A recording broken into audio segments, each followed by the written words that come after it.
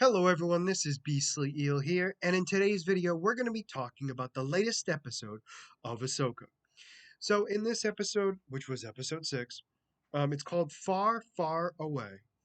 Now, the reason for it, for those of you who don't know, it's because of where everyone is heading. Now, that being said, if you have not seen the episode, there are going to be some spoilers ahead, so I recommend you pausing, watching the episode, and then coming back to hear what I have to say. But if you don't care or you've already seen it, well, welcome. So one of the big things here is the episode starts off with Ahsoka and her droid inside the uh, oh my gosh, Purgle is believe how you pronounce it, in hyperspace, and so they begin to tell stories, or I'm sorry, he begins to tell a story about a galaxy far, far away. And that's how the episode starts. So then we get back to the hyperspace ship, I guess the hyperspace ring ship, sorry, heading towards where supposedly Thrawn and Ezra are. So they get sent over in. Sorry, Sabine is in a jail cell, waiting until they land or get to their destination. The Night Sister is explaining to Balin basically what's going to happen when they get there.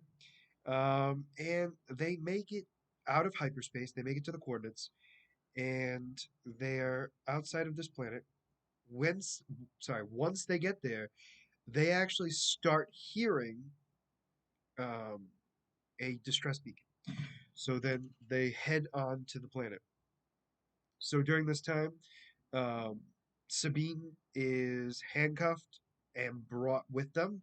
So it's the Night Sister, Balin, Apprentice, and Sabine.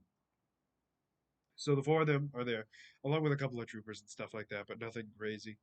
So they make it to I'm sorry, droids, I apologize. So they make it to the spire, which happens to have three Night Sisters that are so accurately depicted from what we saw in Clone Wars and in Rebels for a little bit, but mostly Clone Wars. First off, incredible. Um, and they use their magic to wrap around the Sabine and bring her into the basement. And that's when Thrawn comes in and brings over this big ship, brings it down so they're all together. And he comes out, and first off, all of the armors of his stormtroopers are incredible because they've had to be repaired by what looks like gold, but I would imagine it's whatever mineral is on this planet. So when Thrawn comes in, he basically states um, how the Night Sisters have been such a great help to him, and that they were so glad that he led them to be able to escape. Because the idea is they're now able to escape, which they technically are because they have the coordinates through hyperspace travel. So anyway, they then talk about all this, and he's talking about who each one of them are, and he realizes that one of them is from the Jedi Order, and he's like, "I'm not part of that anymore. I haven't in a long time." And they talked about how Sabine was captured, and he goes, "That's a name I'm very familiar with."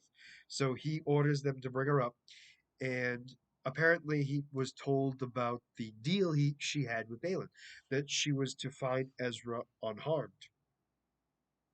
And Thrawn agreed. He says, "You know what? You should honor your agreement.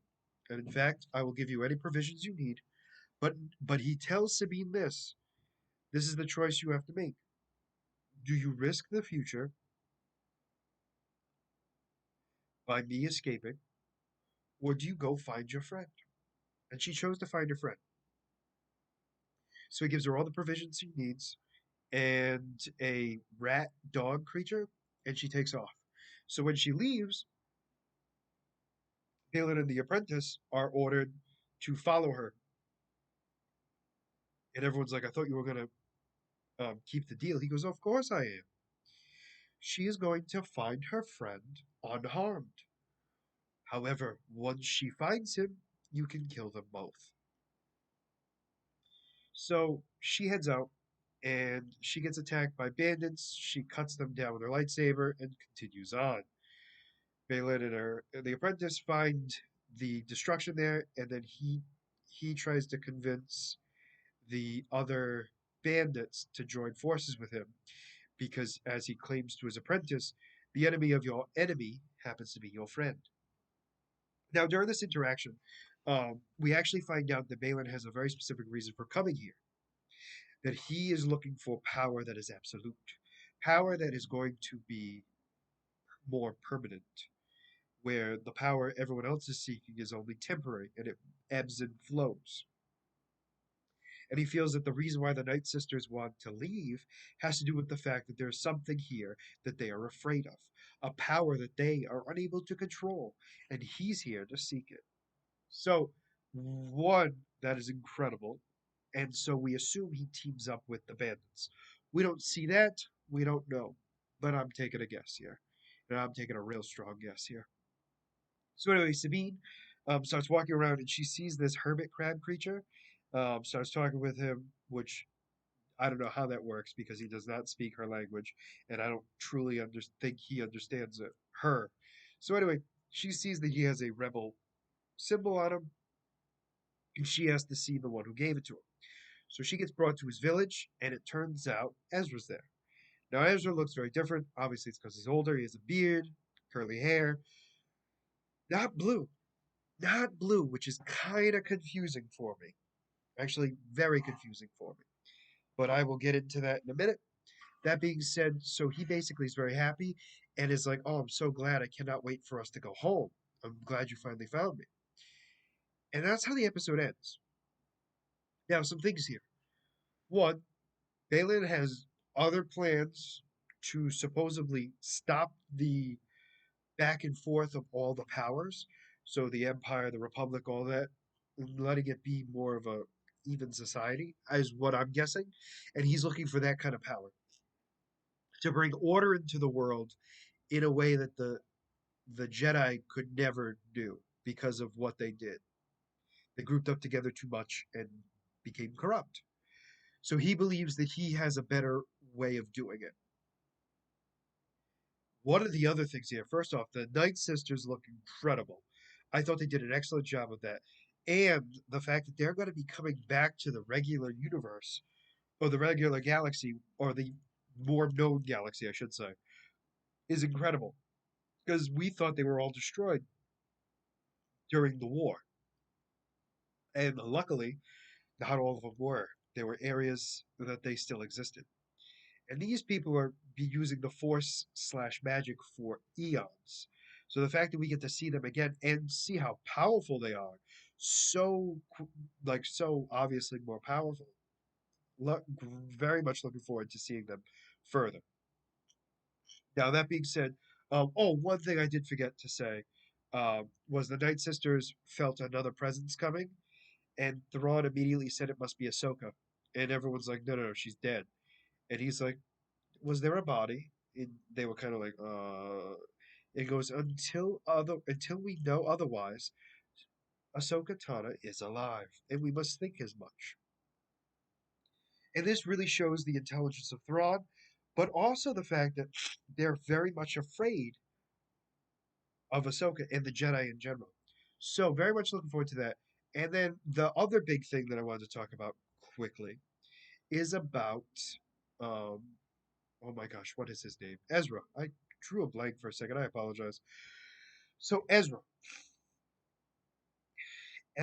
was basically telling Sabine how he's so happy that she got here and the fact that he can't wait to go home. Now, Sabine, on the other hand, doesn't tell him how she got here, nor the fact that Thrawn is now able to escape. So I'm very curious to see if Ezra does not take that well, because I would imagine that he would have rather her not come as long as it meant Thrawn couldn't go back to the rise of the Empire. So I'm very curious to see how that interaction happens. Now, granted, there are only 2 episodes that remain after this one. So this was episode 6. We have 7 and 8, and then we're done. So I'm very much looking forward to how this is going to progress. And I would imagine that it's going to be some sort of fight between Thrawn, Ezra versus Ezra slash Sabine slash Ahsoka. So I'm very much looking forward to that. And I'm hoping to see that kind of action again. That being said, I think this is going in a great direction. Very much looking forward to seeing what happens and whether or not they're going to be stuck in this new galaxy. Let me know what you guys thought about this episode in the comments before. Did you like it? Did you not? And why? And as always, if you like the content you see, please like and subscribe below. Other than that, this is going to be Beastly Eel signing out. Have a great night.